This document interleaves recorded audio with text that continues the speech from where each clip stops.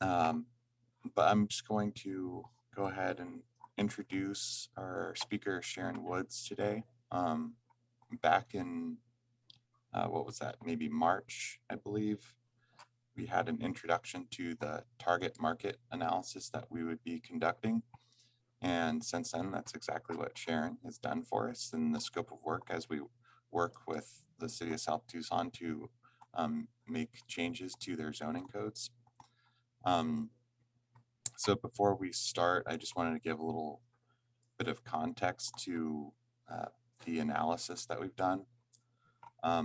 And hopefully you're already familiar with the concept of missing middle housing. But our real estate development industry in the last 50 years has produced two products at two different ends of the spectrum, whether it's single family homes or large multi-story buildings, 20 units or more. And there's very little of that in between. But South Tucson was built and is shaped mostly by all those things that go in between. So there's a kind of a misalignment there. Given our street grid and our parcel size, it was laid out near the beginning of the 20th century, and we've got the streetcar corridor orientation. A lot of what's getting built isn't really like fit for the way that we were originally designed. We've got the quote is that we've got good bones. So given that, a lot of the demand is going elsewhere in Tucson, be it further south, east, west. The pressure to build what the industry builds does show up as attempts to assemble existing parcels to be big enough for those two industry building types to fit in South Tucson. And so we get large projects and they seem like an abrupt change from the existing fabric. Larger buildings require larger returns, so the investment capital comes from outside Tucson and the rents are higher. These typically favor chain stores that can afford those rents and at the exclusion of local retailers and businesses. So we're seeing things like what we might call luxury residential or luxury retail stuff.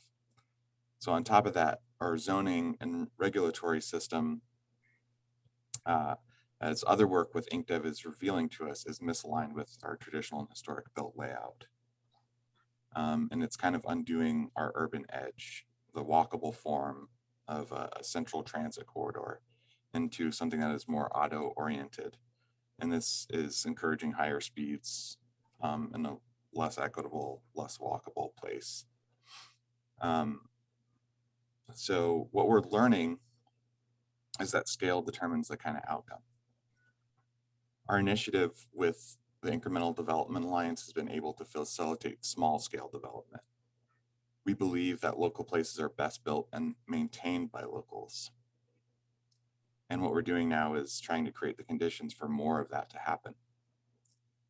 In doing so, to lower the bar for those who can get into the local development game, streamline, accelerate the scale of development, and allow opportunities for adding locally developed, locally owned buildings that build local wealth and give places that can be affordable to locals. So we're highly focused on local entrepreneurship from neighborhoods, or from rebuilding neighborhoods and taking advantage of commercial corridor opportunities and all the traffic that goes through South Tucson. So we're doing three things. We're looking at zoning to see where regulations can be aligned to remove barriers to get more of the small scale development that we want to see more of. And we're working to cultivate local small scale developers to build and connect a micro industry of developers and contractors.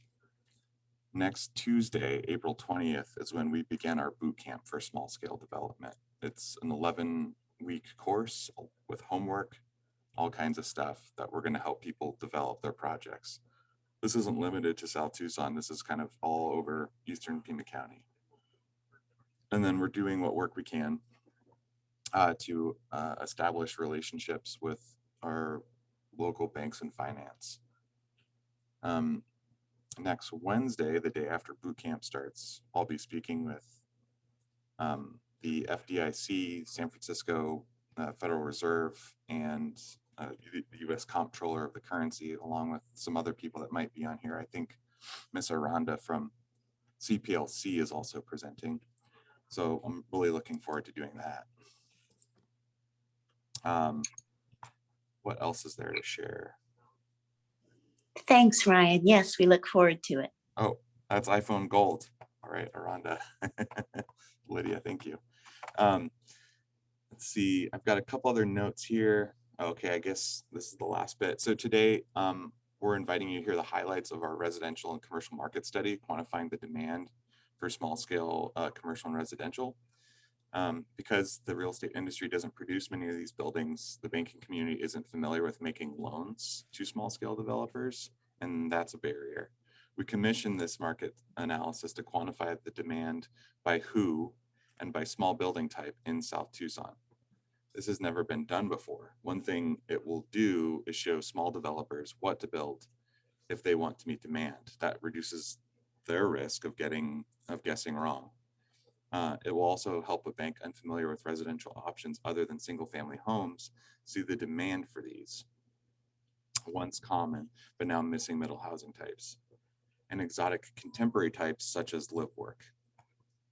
That should reduce the bank's perception of risk and make them more likely to lend to local entrepreneurs, small scale developers at good rates. The study will show all of us what volumes and types of residential and commercial development demand we can capture here and grow ourselves. It's a wealth building opportunity for local neighborhood-based small scale developers and local crews that they will hire, the local property managers and business services that they will contract with. Small also means small rents and small sale prices can be lower than bigger buildings. This is a missing band of buildings that serves as middle level price points that are almost completely unserved today. And we want to know what levels of demand and what kinds of household this middle demand represented. So with that, I would like to pass you over to Sharon Woods, who's going to tell you more about the forces that are going to shape our opportunities for the next, the near-term future. Go ahead, Sharon. Thanks for joining us. Thank you, Ryan. I really appreciate it. And good morning, everybody. Just to kind of provide some context on the market study. This was basically a 4-day market study. So, typically when we do a comprehensive market analysis for a community, whether it be for retail or housing, we usually spend about a month doing the work. And so in this project, we had about 2 days to do a retail study and 2 days to do a housing study. And because of that, it probably does not go quite as deep as a lot of other housing studies that you might be used to looking at. So I just kind of want to provide that for some context, because I know that you all have questions and I may not be able to answer all of your questions simply because we basically had 2 days to do the work on retail, 2 days on housing. Even with that, I'm able to do quite a bit in 2 days. So I have a lot of information really to share with you. And I would like to go ahead and share my screen. So Ryan, if you're able to maybe flip the host to me temporarily, and I will. You're good to go. Awesome. Let me give that a try. There we go. So what I'm going to do is share my screen, and I have 3 PDF documents open on my screen. I'm going to show them all to you, and I will give you a review of the appendix first. The appendix goes with the housing study. So the very first document, I have 1, 2, 3 up here on my banner. The first says residential target market analysis, and it is a draft dated April 6th. That document also has an appendix. And then we also have a retail study. And real quickly on the main market study, the housing study, I have about 60 pages, including a narrative. That narrative is about 13 pages. So 13 pages of narrative plus about 45 pages of exhibits. And then the appendix is 72 pages, and I'll walk you through that, kind of an overview. And then the retail study has about 6 pages of narrative and about 50 pages, not quite 50 pages of exhibits.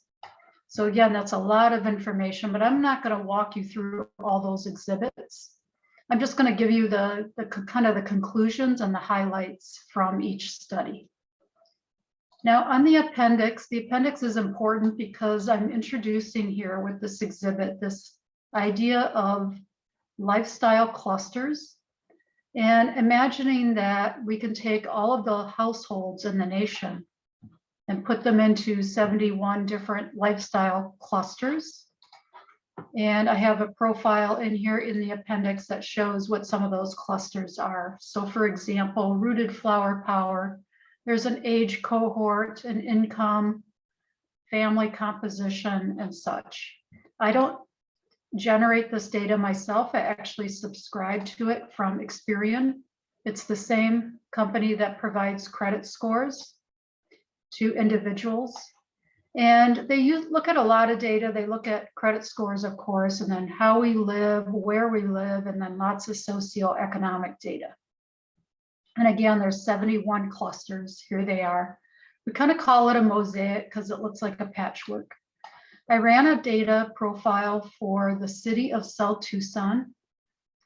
And you can see that on the title here. It's a 2020 data.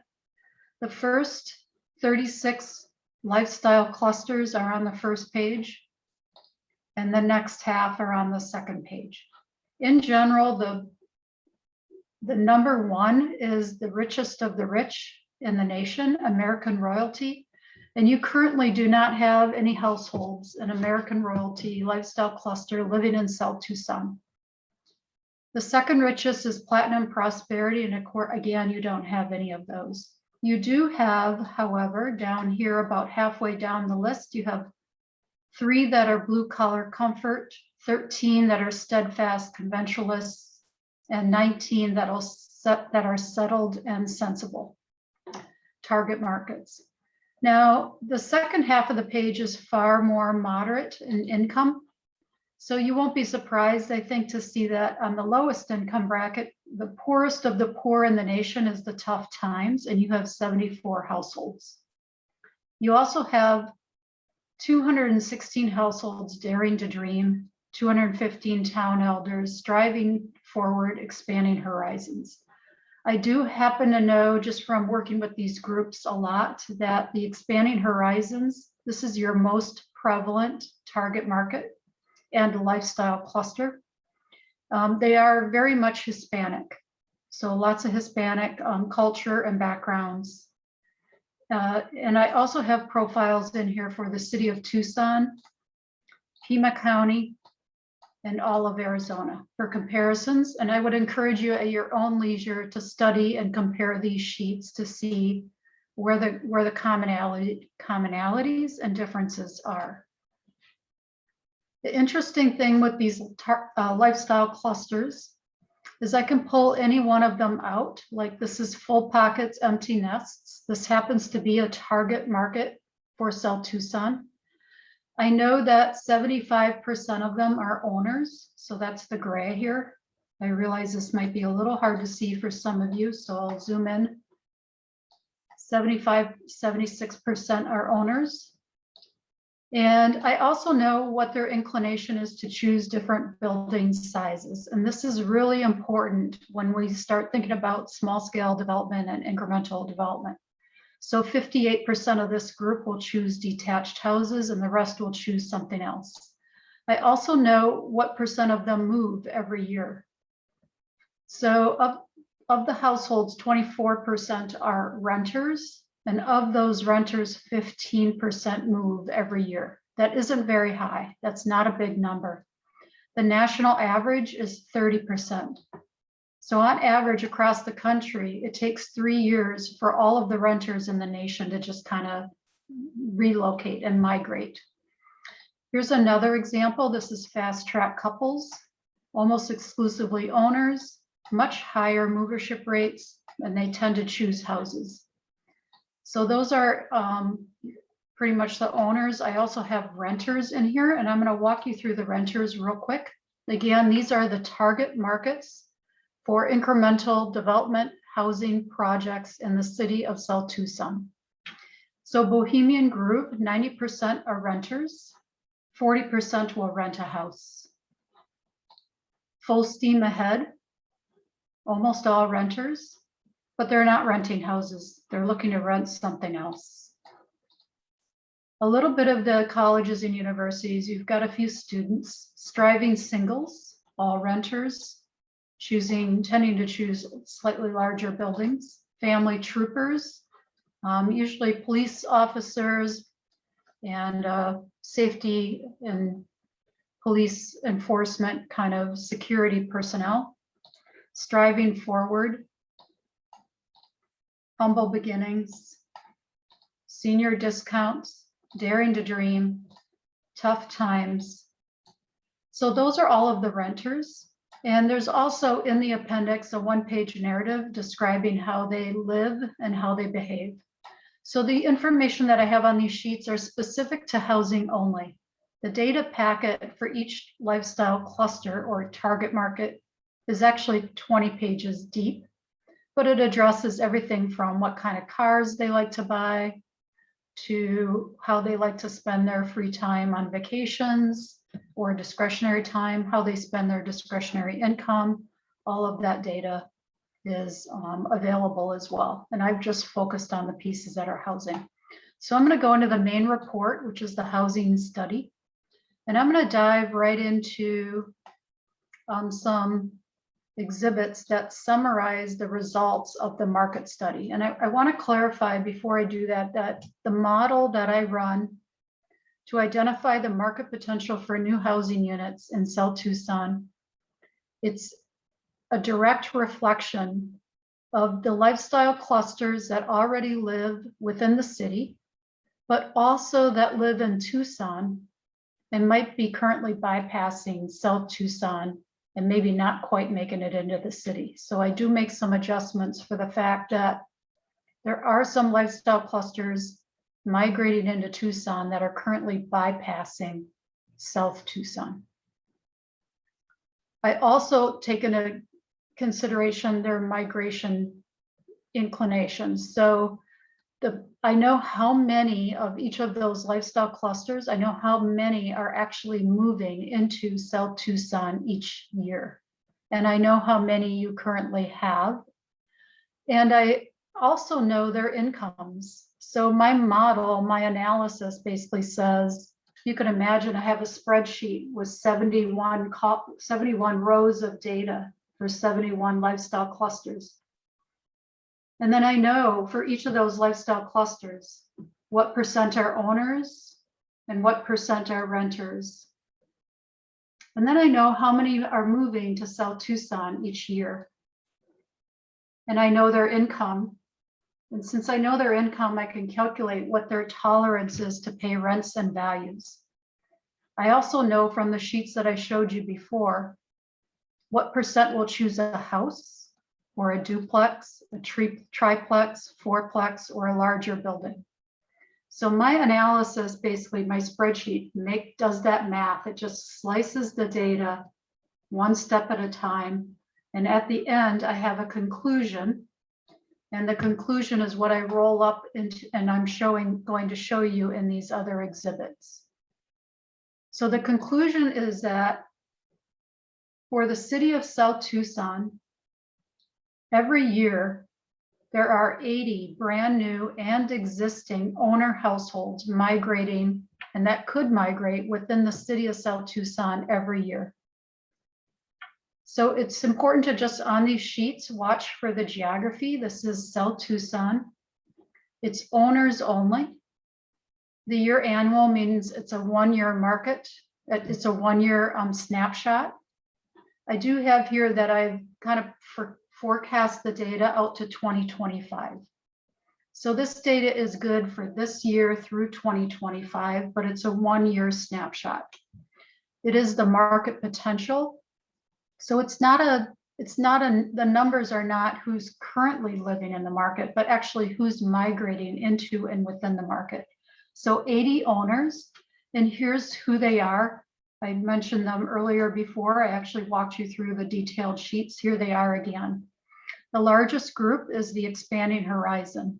So there are 32 households migrating into and within South Tucson each year that are expanding horizons. And again, I mentioned before, largely Hispanic in culture and background. And the runner-ups are smaller groups. We have 6 fast-track couples moving into and within South Tucson every year looking to buy a house, 6 rooted flower power, 6 digital dependents, and then smaller groups that you can see here. Again, I mentioned because I know their incomes, I'm able to figure out what their inclination is to pay certain home values. The current median home value in South Tucson is significantly lower than what you will see on these sheets. These sheets are reflecting the actual price tolerance of households inclined to move into and within the city. So 15 of them, of the 80, 15 of them will hope to find something valued at less than $200,000. 5 will actually hope to find something at $175,000 or less. There's really there's 40 of them here that would pay as little as $200,000 and up to $300,000, but only 6 will pay $350,000 or more. So again, we're imagining, we're trying to identify what's the market potential for small units that we can develop incrementally, smaller buildings and smaller price points. So the challenge is, let's say hypothetically we have 2 developers and they each want to build 10 houses in this space. I would have a concern that maybe they're building too many that are too expensive, too fast. But if I had 2 developers that wanted to build 10 units each in this space, I'm far more comfortable. I'm like, yes, in fact, we could do 30 in this space and maybe another 20 in here. So it's intended to give you a sense of how deep the market is and what the price tolerance is. And we can actually use those prices to align with various step buildings. So these images that you're seeing on the sheet are what we call step buildings. They are designed by the Incremental Development Alliance. And so we have everything from modest looking row houses, side-by-side duplexes, nicer row houses, nicer townhouses, and perhaps even some detached small houses. So those are the owners only. I also ran the analysis for the renters. And again, let's just for perspective, let's take a look at those owners again. And now let's look at the renters. And the reason why there's so many more renters is that renters move 3 times more often than owners do. Owners tend to be families that are settled into houses, and once they settle down, they are disinclined to move again. Renters, many of them rent as a choice. Some rent because they can't afford to buy a house, but not all of them.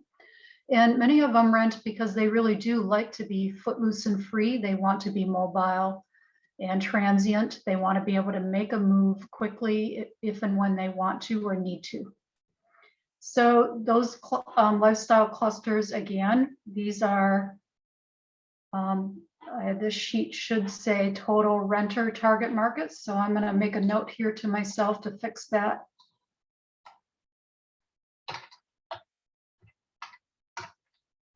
And I will make that correction. So again, the renters here are one of the biggest groups is the Daring to Dream. And you have 64 households that are just the Daring to Dream migrating into and within the city looking to rent. Plus 56 that are striving singles and 44 that are striving forward. These are really truly the moderate to low income households.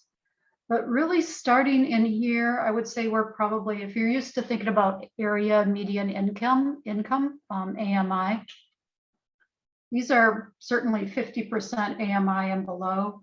These are close to 80% AMI. These are 80 to 120% AMI. So it's basically what is their income as a percent of the area median on income.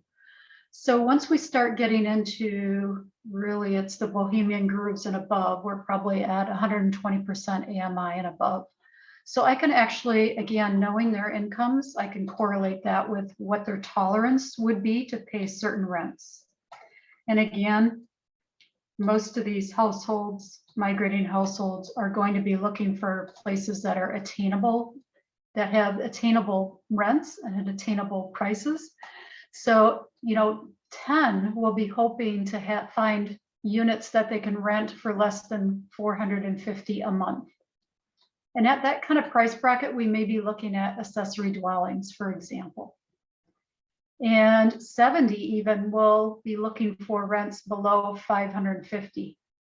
So even they may be in accessory dwellings or attached cottages of some sort. It's when we get into the 700 to 550 or so, really in this space, maybe we're talking about some apartment buildings or small apartment houses. Once we get into the higher price brackets here, only 8 would tolerate rents of 1,200 or more. We're looking at some pretty, some larger and more spacious units and a lot more privacy. So maybe they're taking half of a duplex. They could be taking the upper level of what looks like a house. And it could actually be a duplex, and it could be built this way. It could actually be designed and built as a duplex. So that's really the summary on the residential market analysis. And there are tables also in the report. This is one table that explains that if you manage to build 40 new builds, this is new builds only. So out of the 80 total new owners, half of them would be brand new. I'm sorry, out of the market potential for 80 owners, half of them would be new and half will be migrating within the city. So if you consider, just imagine building 40 new houses or 40 new units for 40 new households. And in addition, building 40 or rehabbing 40 units for 40 existing households that are migrating within the market. So I'm going to show you those numbers again here. We have 40 units that could be new builds, 40 that are rehab, for a total of 80. In other words, for every household migrating into South Tucson, there's also at least one household moving within. And it's not a perfect match, but we generally say in-migration is a good indication of how many new builds you should have. And internal movership is a pretty good indication of how many rehabs we ought to be doing. So a rehab is something where you're remodeling, improving, expanding an existing unit and making it nicer so that you can do a better job of competing with Tucson and competing for migrating households that are on the move. So I'm going to keep going. In the interest of time, I'm going to dive into the retail market analysis. On the retail study, one of the things that I did was a very detailed inventory of every business that's currently in the city of South Tucson. It took a while to do this, but I went through, you can see I went through and looked for all of the, actually that's the recommendation. So I'm gonna pause on that sheet and I will come back to it. I looked at all the specialty food categories, all of the businesses that seemed to support this industry of event planning, entertainment, recreation, performing arts, artisans, apparel, photography, personal care. You can read the rest of them as I flip through these sheets.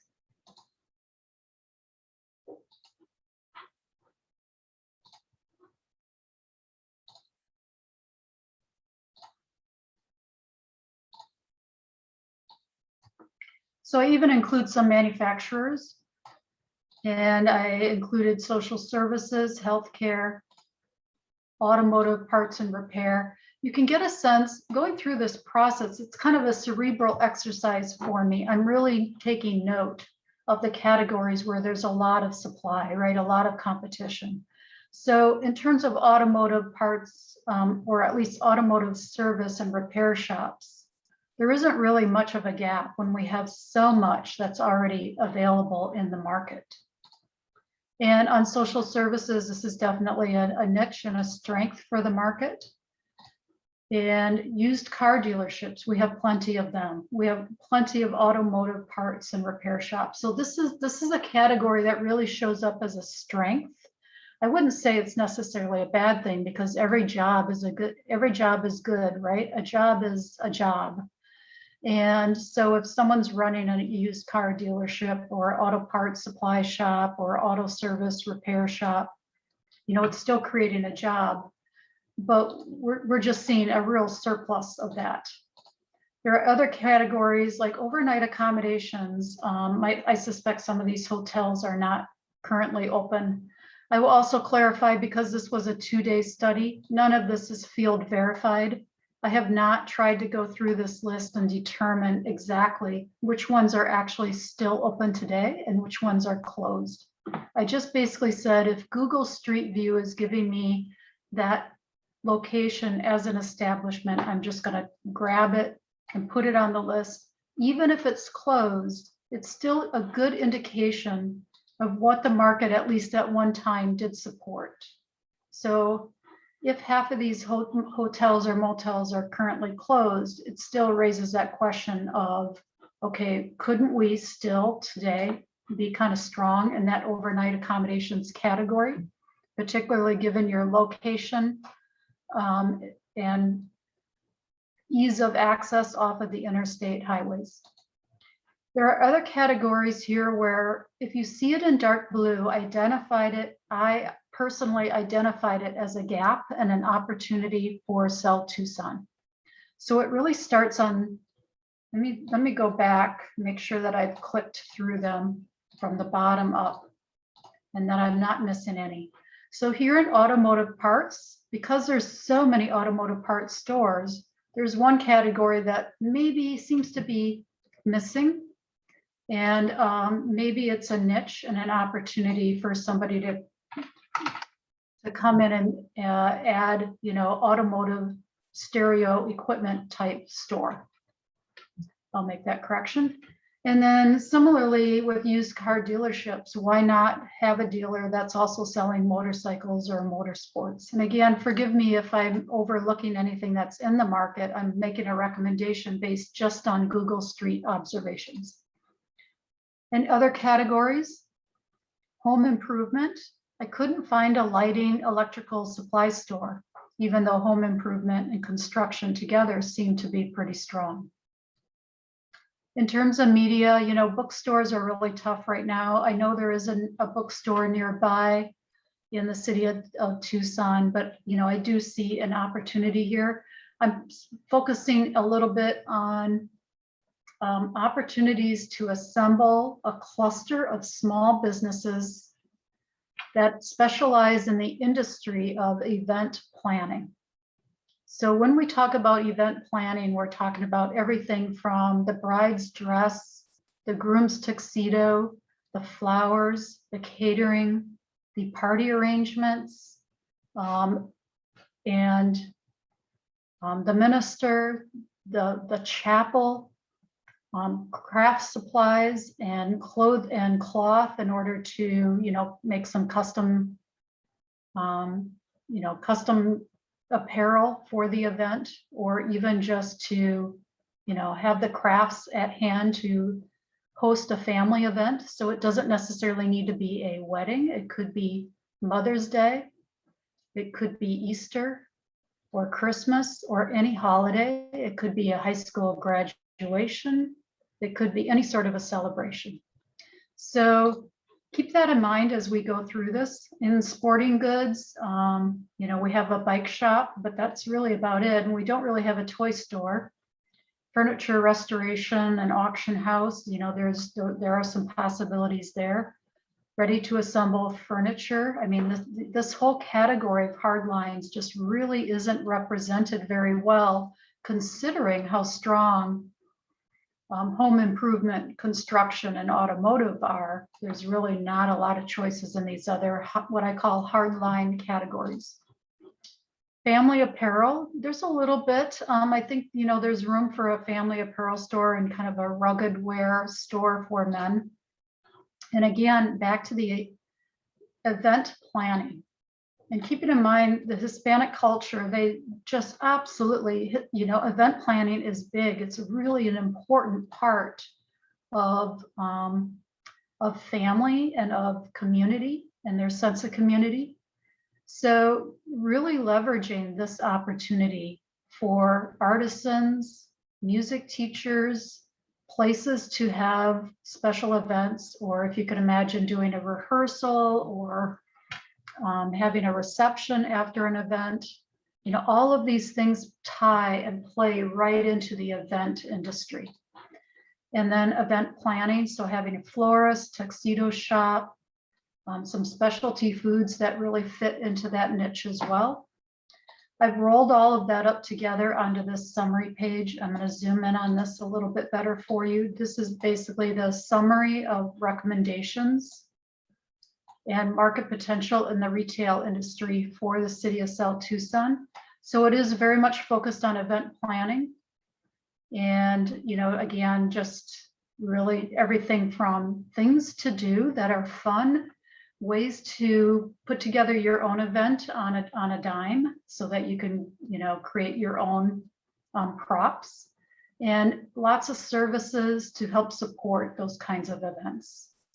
And then in the other traditional retail categories, everything from a little bit of furniture, a motorcycle, auction house, apparel, childcare services, I kind of snuck that in there, sports equipment, a lighting, electrical supply store, auto stereo equipment, all the ones that I had said earlier. If we add it all up, I have about 23, let's round it to 25,000 square feet of event planning space, plus about 30,000 square feet on other conventional retail categories. And it rolls up to about 55,000 square feet of space. So you may ask, so the analysis was based again on that inventory, but also I also ran a more quantitative analysis where I actually went into the 2017 economic census. The more recent census is going to be done in 2022, which will be next year. That data will be slow, just like the decennial census. So that data will become available in 2024. So this is the most current data that we have. And I basically, it's a bit cerebral. There's a lot of data here, but basically I just look at data from the census, how they report it. They report how many establishments are in each place and what the total revenues are. And I can basically calculate the sales per establishment, the average sales per establishment. So for example, in South Tucson, this is total retail trade only. There are 20 establishments picked up by the census. We know that there's a lot more than that in the market. I think they're missing quite a bit, but just conventional retail categories. And they're reporting 40 million in sales, aggregate sales. So that averages out to about 2 million per establishment. 2 million is low. In Tucson, it's closer to 4.5 million. Pima County, 4.5, Arizona, close to 6. Because it's low, I would conclude that that's a gap, potentially a gap and an opportunity to do better, to bring more establishments, increase this number and increase this number, increase them both, increase the revenues even more than the number of establishments. On the other categories like automotive parts, you have 3 establishments only that are being picked up, a total of almost 10 million. So roughly 3 million each, which is high for the region. So I wouldn't conclude that there's a gap. And I go through that kind of process. I look at automotive and grocery. There were only a few retail categories available in this data level, which is why I did that detailed inventory, is because this data is so limited. but I did the best with what we had. So, excuse me, in addition to retail, I also looked at overnight accommodations. Unfortunately, I didn't have data on that for South Tucson.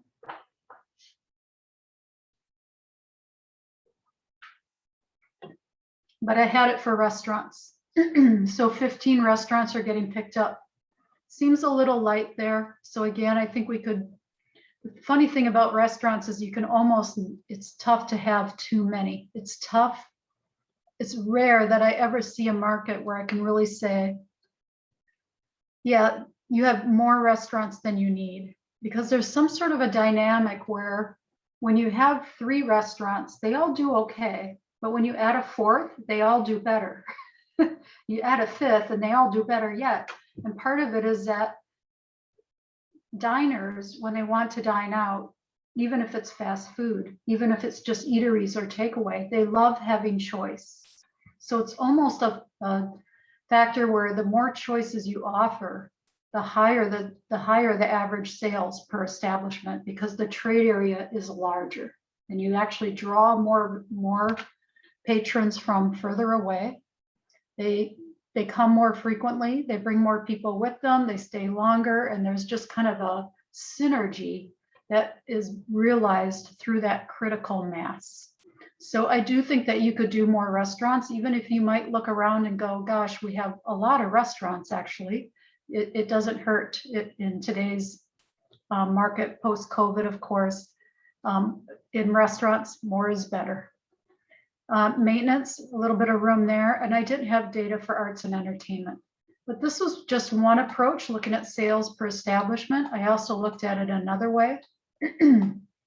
Excuse me, I looked at sales per capita. So I was able to take the total revenues and calculate it by the population of that area, and also do the analysis on sales per capita. And again, I have a consistent result where the total revenues within South Tucson on a per capita basis is significantly lower than Tucson or the county. So it's easy to conclude that there's room in the market. You could also describe this as leakage. Another way to look at this data is to say half of your potential is leaking out of the market. Quite the contrary on automotive parts. So you are actually having, I would say that you probably have import. You have visitor import into South Tucson to take advantage of so many parts supply and repair shops. Grocery stores, again, I didn't have the data. So I did the best with the data that I had. If I saw a gap, I flagged it. I did the analysis one more way, where I looked at sales per capita as a share of income. Another way to think of that is just market share. I'm going to gloss over this. It didn't really point to any conclusions on gaps. I did one more pass where I looked at employees per capita. So how many jobs are actually in that category? So again, on retail trade, we have 206 employees in that category, and that represents 3.6%. Actually, the way to read that would be 3.6 jobs per 100 population within the city. Because that's a little light, that tells me that there may be a gap again in retail trade and room for more jobs. I did the math for you. If I did complete the math, assuming that we should be more at 4.6%, at least 4.6 jobs per 100 instead of 3.6 jobs per 100. So I make the adjustment. I figure out, well, how many jobs is the gap then? What's the gap? And that's 55 jobs. Let me show you if there was one other category, overnight accommodations, where that I was able to calculate room in the market for jobs, and that is in the hotels and motels overnight accommodations. So all of that analysis has been integrated into the study. We did a few other things. We looked at commuter flow. So to study where your current workers are coming from. And just to clarify, this is actually Pima County. So I'm showing Pima County here, and how far is Pima County drawing for workers and for commuters coming into the county. And it's not unusual to see that the market's, fairly tight. So that's the conclusion and the presentation, the formal part of our presentation. I appreciate everyone's had their mute on, and I have not been monitoring the chat at all. And I'm going to stop talking now, though, and let Ryan field some questions. And I will keep my screen sharing open for now, just in case specific questions are about specific pages that I need to go back to. But at some point, I'll stop sharing my screen so we can all see each other again. So Ryan? Thank you, Sharon. That was really great. Just pretty enthralling to look at market studies. Like, whoa. And I was also very pleased with how dense they are. This is not a chintzy market analysis whatsoever. We've got almost a couple hundred pages between the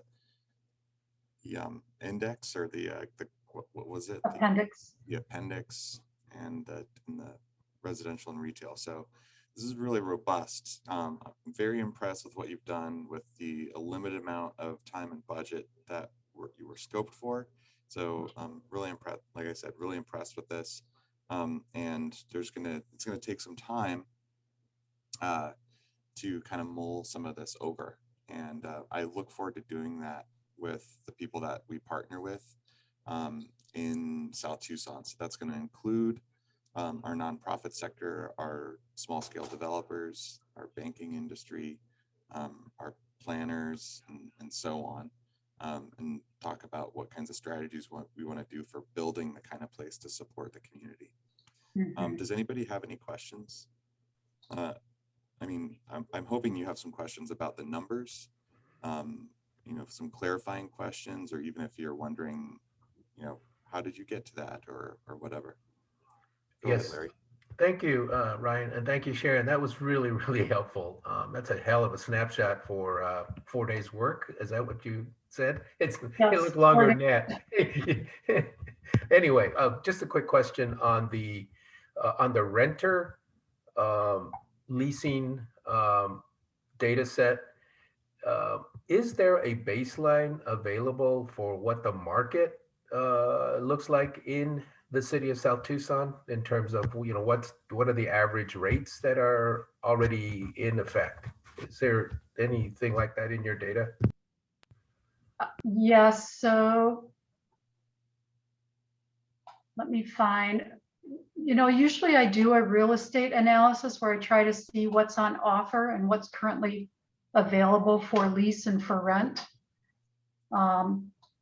I didn't have the luxury of time to do that in this study, but I do believe that I have home values in here. So let me move this out of the way, see if I can find it.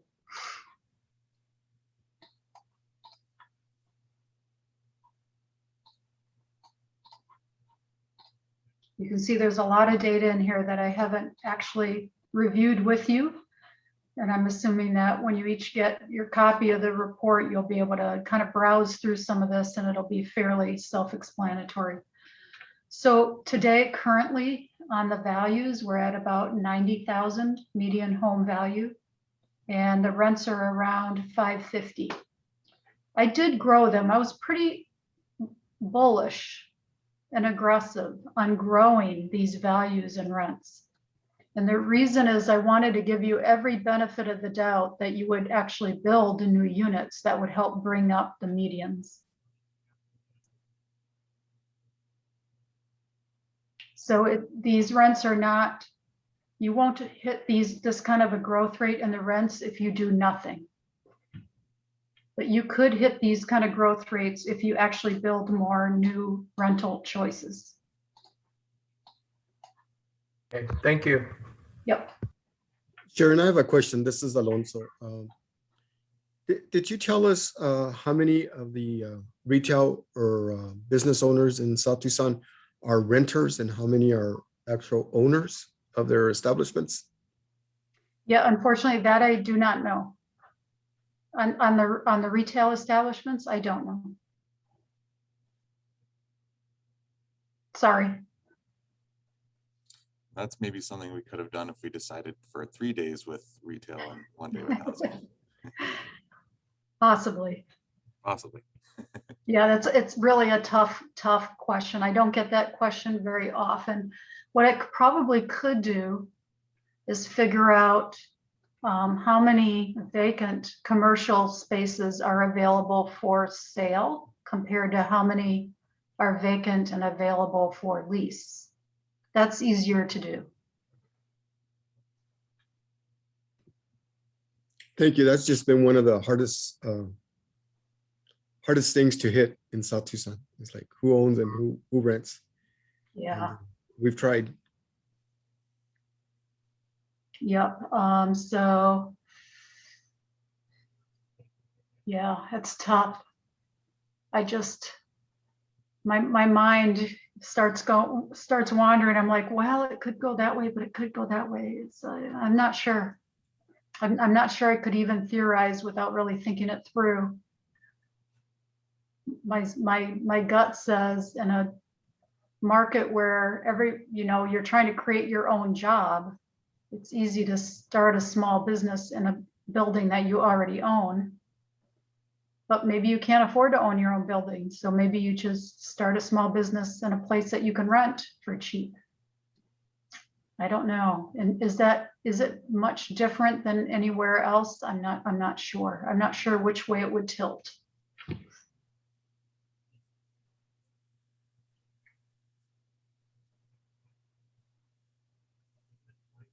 Let me ask you another question in regards to on the residential side, the footprint of the houses and stuff in the city of South Tucson.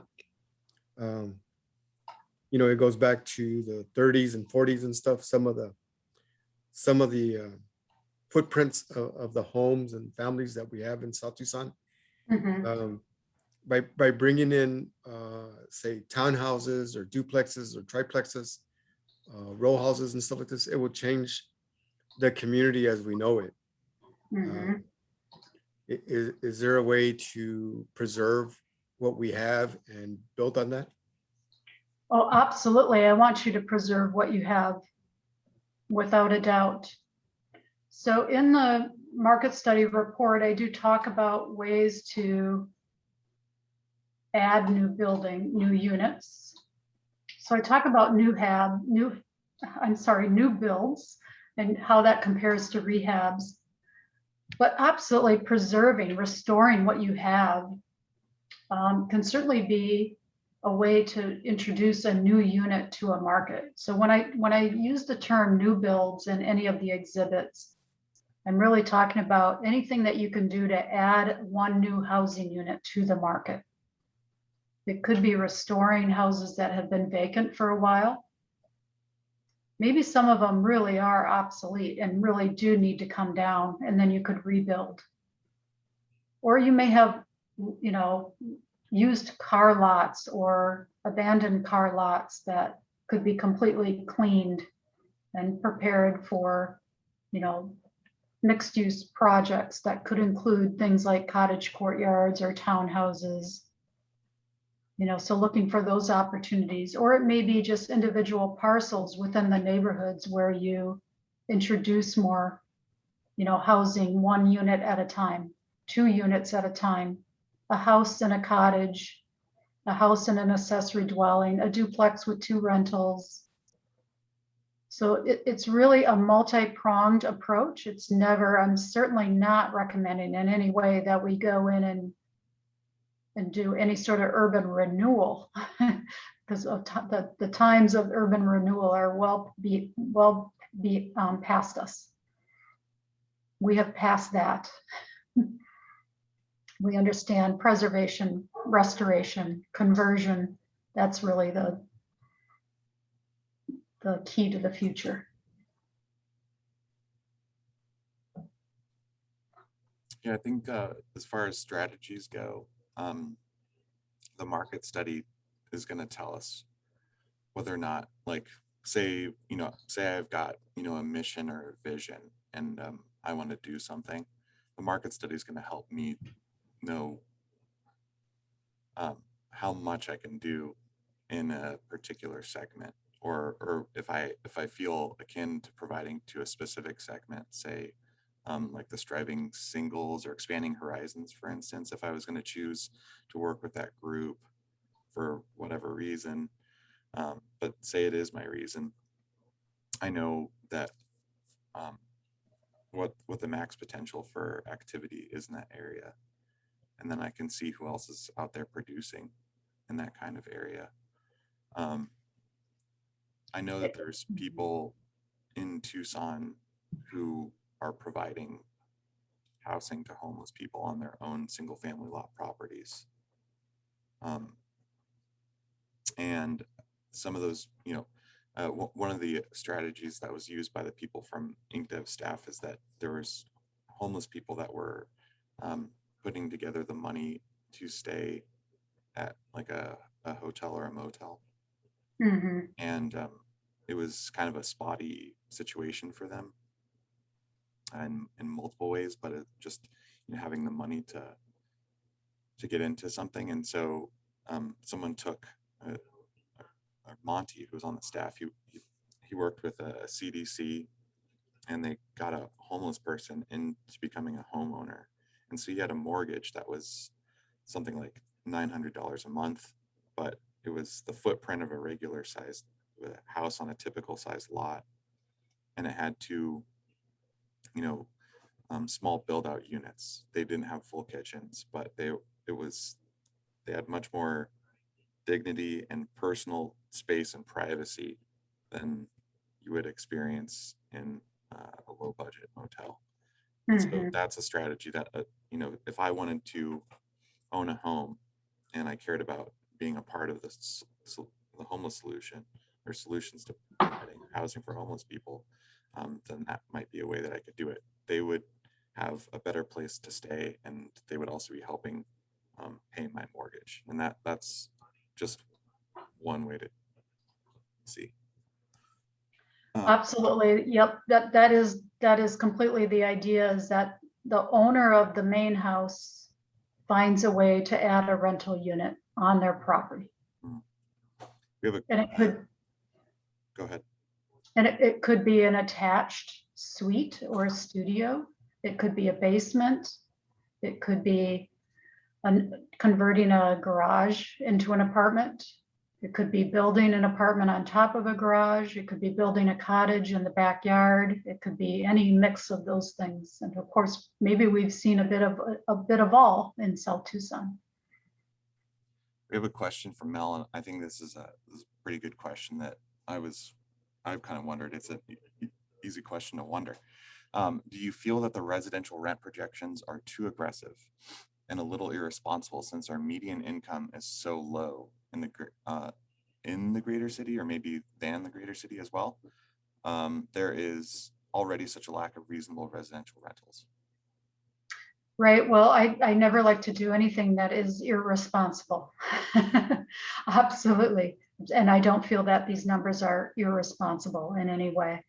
I will say that there is, I've done a lot of research on this concept that if you build in one price bracket, for example, if we were to build in this price bracket on rents, does it mean that we're offering nothing for those who really can only pay $400 or less? Not necessarily, because part of the concept is that the builder needs to be able to find some way for this project to be profitable, hopefully profitable, or at least to break even, unless they're in it really just for the goodwill of their heart, which some of them may be willing to do. But the idea is that if you build 10 units in this price bracket, 5 of the units will be taken by brand new households, and 5 will be taken by existing households. And when existing households move into those new units, they're basically trading. And what happens is hopefully they release a little bit of pressure. Maybe the units that they leave behind, ideally, will get rehabbed or refurbished or remodeled in some way. And hopefully the lower income households will actually be able to trade up into those units. So that kind of rolling trend, we can identify that pattern, that kind of a pattern across all price brackets and all markets. So another example is if we build in here, let's say a developer says, well, I'm actually going to build 10 of these and 20 of these. Does that mean that they absolutely won't lease? And I would say, no, I think, they might actually be able to lease them, because very well what could happen is some of the existing households in Tucson could actually trade up into those units. And when they trade up, they'll leave more of these price points behind, which hopefully will get remodeled, refurbished, and become available for other households that really need those prices. So it's kind of a rolling, if you imagine that there's a trading up that hopefully happens. And in terms of the rents again are benched against the incomes of households that are on the move and that are inclined to migrate into and within the city.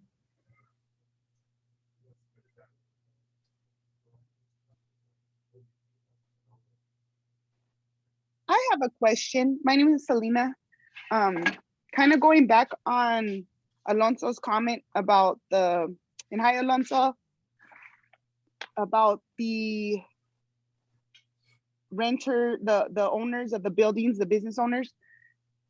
So that was a concern with the 12th Avenue Street Improvement Project that the city is currently doing. A lot of the business owners were concerned with a lot of these improvements.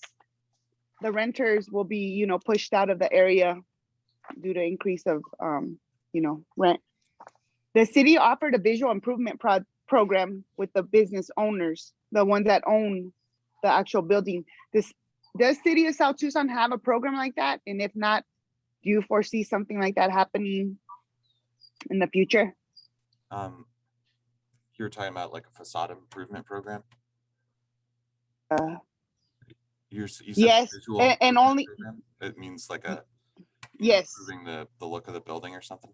correct. But only the owners of the building could apply. So unfortunately, a lot of the building owners don't even live here in Tucson and could care less about some of them improving the facade, their actual building, and just a low percentage of folks on 12th Avenue own their building.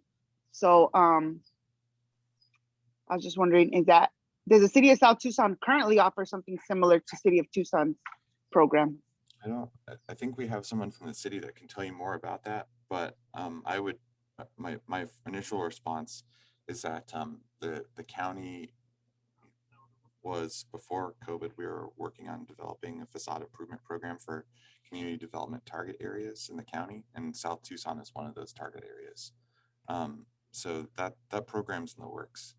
And then the other thing is we've got someone on here from one of our focus groups that mentioned, which is another important part of your question, was that with these absentee landlords and unimproved properties, and that's a much larger question of how you mitigate that. One idea would be, is creating these different tax rates. So like a 2%, 5%, and 10%, or a 1%, 5%, and 10% tax rate. If it's, vacant blighted or anything like that, depending on how severe it is and how long it's been or whatever, basically creating categories of severity that would motivate an owner to do something with an unimproved property that's creating a problem for the community. But you have to ask the question, will city council adopt something that motivates owners of vacant blighted properties, a new taxing system? So that's a hard one to answer.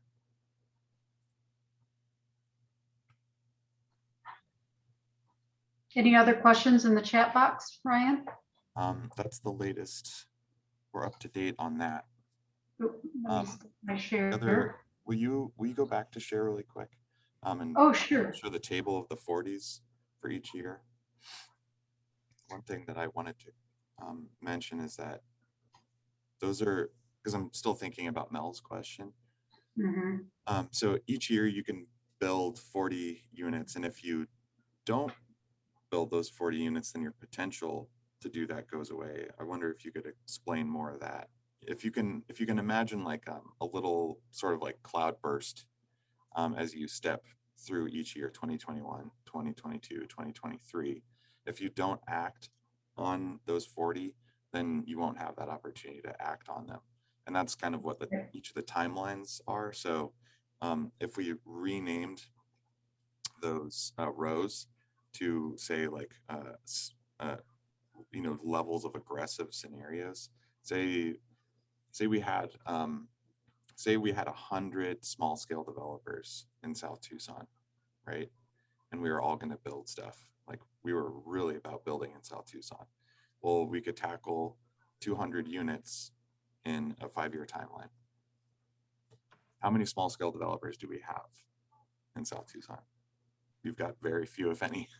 So will we build 40 units by the year 2025? Maybe. I don't know. The point is that we have an opportunity to work together to build a class of people out of the existing residents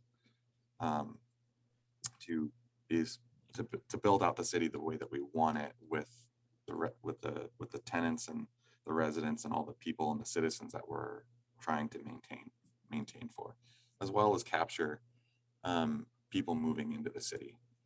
And that's another question. I mean, we're assuming that we want to grow and they're sustainable rates, right? So we could grow super duper fast, like Maricopa County and Phoenix, where they have a really high rate of growth. Tucson, Pima County rate of growth is slower, or we could be declining, like a lot of cities in the Midwest. And that can be really ugly. You can, depopulate at a very fast rate. And that has a physical image to it that is very bleak, or you can decline in a very graceful kind of way. So our market forces are showing that we're growing, and we have opportunities to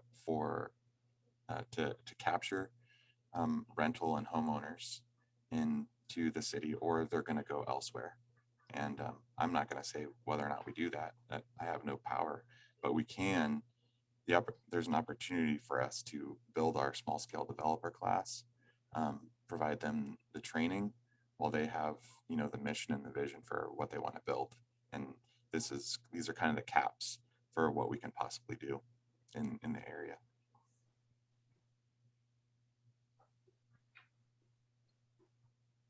Yep. Any other questions? I would also even go so far as to mention that the city of Tucson has recently done a housing market study. Theirs was focused on more of the gentrification question, while ours was focused more on what can we do as small scale developers. They also were one area where the two studies are similar is that they said that there is no gap in the luxury housing market, whereas there is a shortage in the more affordable housing. We might say that in South Tucson it's kind of similar. One of the things that's going on with building new stuff is we've got labor, materials, and land are all very expensive. So the current existing developers out there, they're kind of choosing to build the luxury market, not because they love, luxury market renters, but that's the only way that they can make a project, make any money off of a project, because everything else is so high. So they would say they're kind of forced into this area of building at luxury rates. Now, when we go into our boot camps and we're looking at doing 1, 2, and 3 unit projects, we're going to have our pro formas, and we're going to show how much we can get in rent, how much the building is going to cost, and whether or not we're going to be able to finance it, what you know, what kind of debt are we looking at? What kind of what's the debt service look like? What does the risk look like? And we'll probably see. I'm not gonna.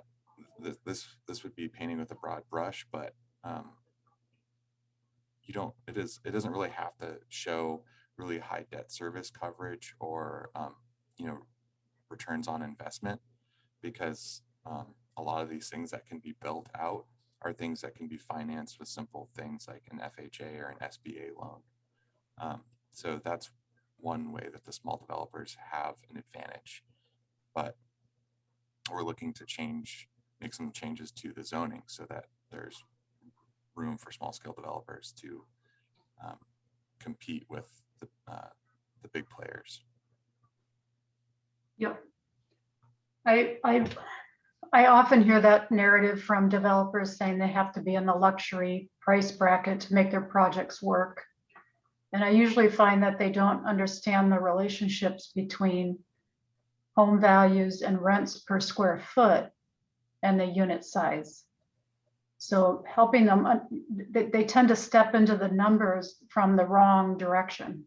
So they will say, well, in order to get my pro forma to work, I need to have rents of $1,200 a month. And then they say, well, in order to get $1,200 a month, I need to build 1,000 square foot, you know, apartments. And so they go off and they imagine that they're going to be building, you know, some supersized apartments. I've seen it even worse, you know, really, where they say, I need $1,400 a month, so I'm going to build 1,600 square foot apartments. You know, I'm going to build them for families, even if I don't know really whether it's families that need them. I know that I need 1,400 a month, so I'm going to build supersized units and design them for families, and I'm going to decide that that's my target market. And unfortunately, what happens is they end up with supersized units and they have fewer units because you can only fit so many units on a site. Just imagine, you know, a footprint. And they also like that they don't have to build as many kitchens and bathrooms when they do that. So if you build, just imagine you could build a triplex or a fourplex, one or the other.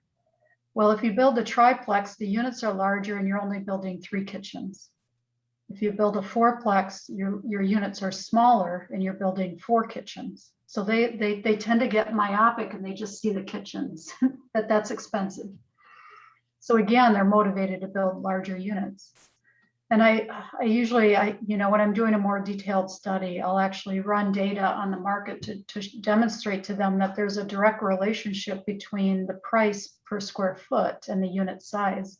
If they would build smaller units, they would actually get higher rent per square foot. And that higher rent per square foot would actually help pay for the additional kitchen. And the smaller units would have a higher absorption rate. And they'd be more likely to fit the preferences of the target markets that are on the move actually looking to rent units. So they're going to have a higher absorption rate. And hopefully at the end of the day, you know, if I can convince them to build 4 smaller units instead of 3 larger units, I know that they'll hit a better absorption and they'll be more profitable. So they just aren't approaching the data correctly. I have another comment here from Melissa. Oh yeah, from Mel. So you're saying that the developers are buying up property, they know what it's going to be, and they're not trying to be a part of the conversation, if I paraphrase that. I suppose you're probably right. I don't actually know. That's my suspicion. But I would also just say I would worry less about them, more about how we're going to build up the people that are from the neighborhood and want to do this stuff. Because you're probably right that they don't want to be a part of the conversation, or one of the common terms that I hear is spreadsheets for brains, right? So the spreadsheet is very important to the developer. But if you're doing it in your own neighborhood, then you're probably looking at more than your own spreadsheet. You're talking with your neighbors and the person at the coffee shop, or like the person at the automotive shop that you get your business from. And then you're thinking more about. So it's more about working with all the touch points in building out the city, just building more of the city as we go forward, and that as it transitions. So again, tenants, builders, residents, neighbors, stuff like that. So we provide like technical assistance as we reduce the barriers to small scale. We want to look at where the zoning is limiting that. Like I know from the work that IncDev's done, we've got lot sizes that are, I think, around 66 or 6,800 square feet.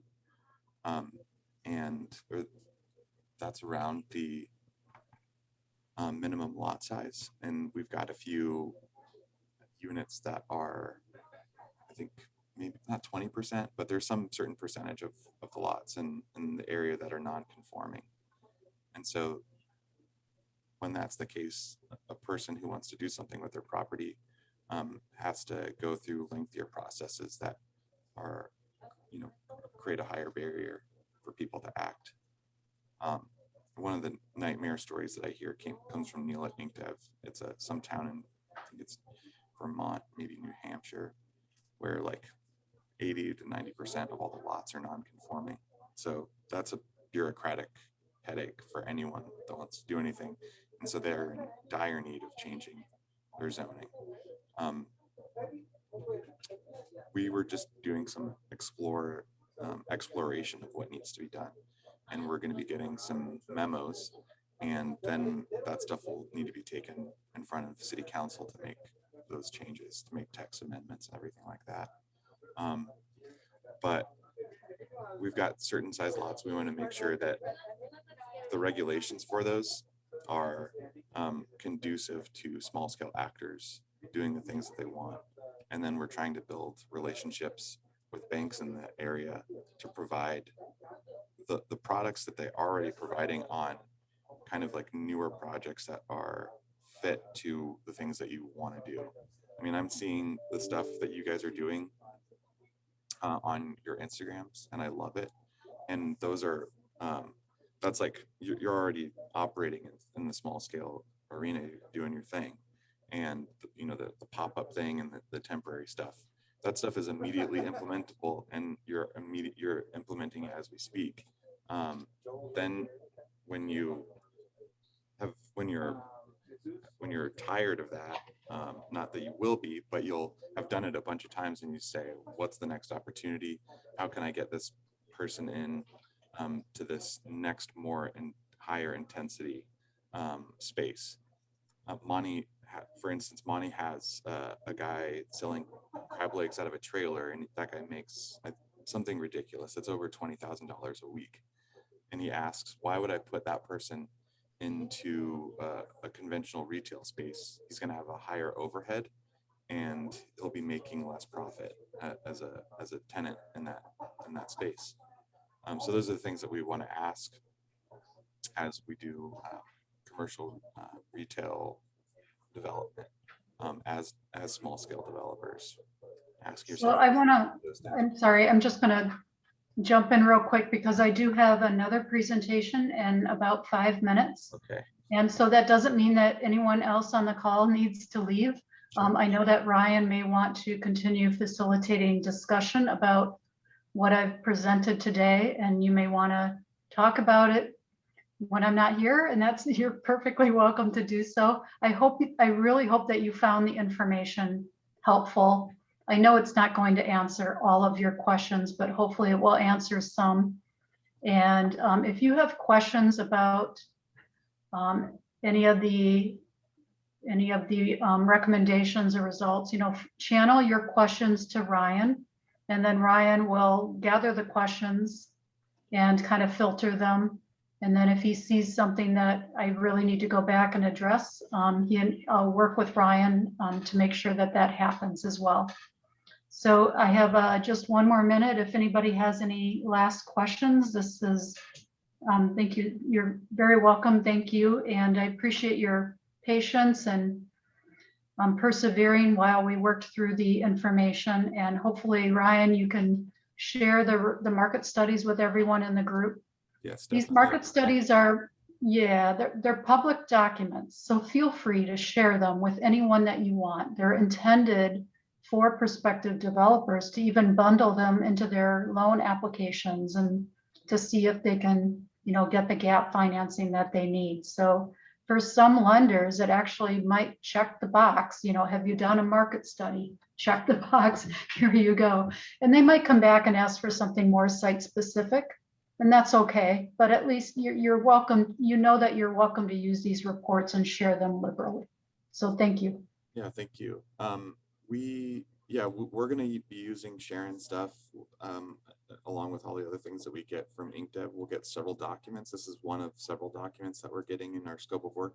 This is by far the largest document that we're getting in our whole scope, but we'll be using all of them to continue the work in South Tucson. Thank you, Sharon, for doing. Thank you, everyone. Have a great day. All right, bye. Well, judging from whether or not you jump off, I'll get the idea that you want to stick around or you're done. But I think I have time on my calendar to continue the conversation with anybody that's interested. So, yep, this is all I've got calendared for the rest of the day. So I can stay on here to talk more about this stuff. Otherwise, you are welcome to carry on with your day. I hope you have a great day.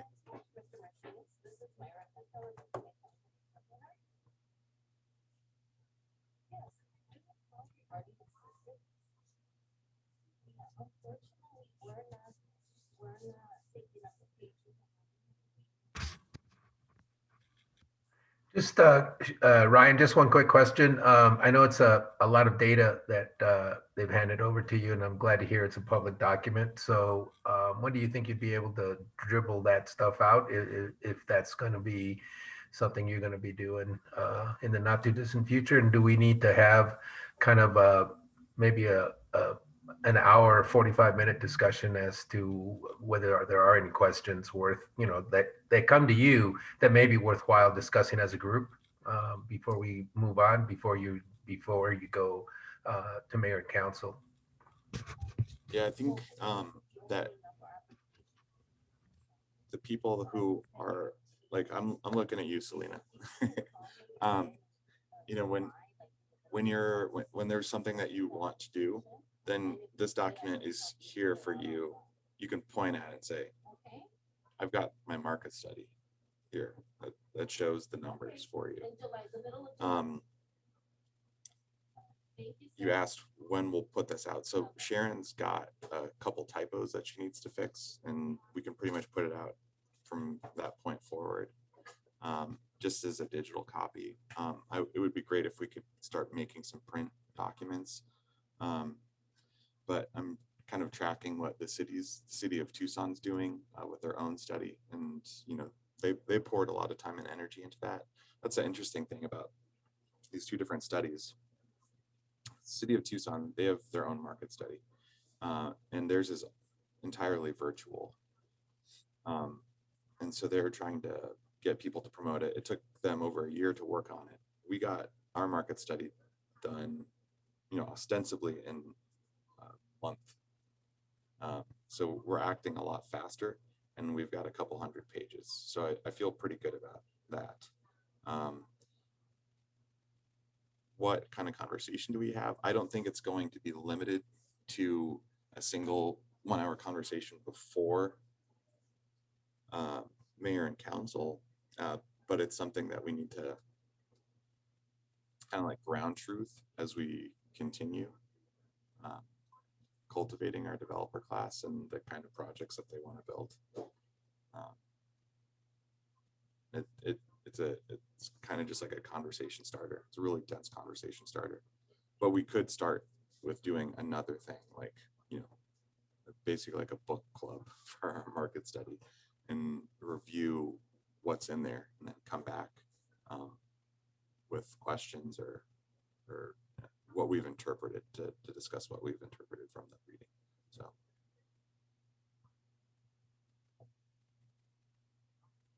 Selena, do you have any questions?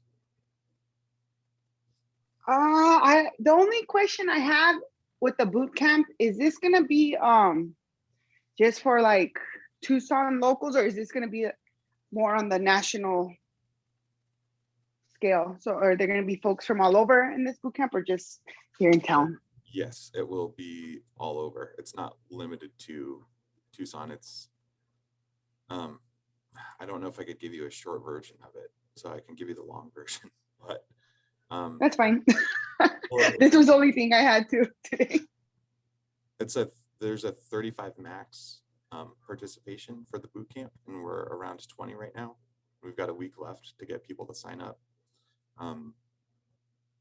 The reason why there's a cap on participation is that we want to have a low student to teacher ratio, so that they can spend a lot, so the faculty can spend a lot of time directly helping out the people with their projects. But you know, it's kind of price restrictive, so we're busting our butts to get more people to join, and so that includes allowing people from outside of Tucson to participate.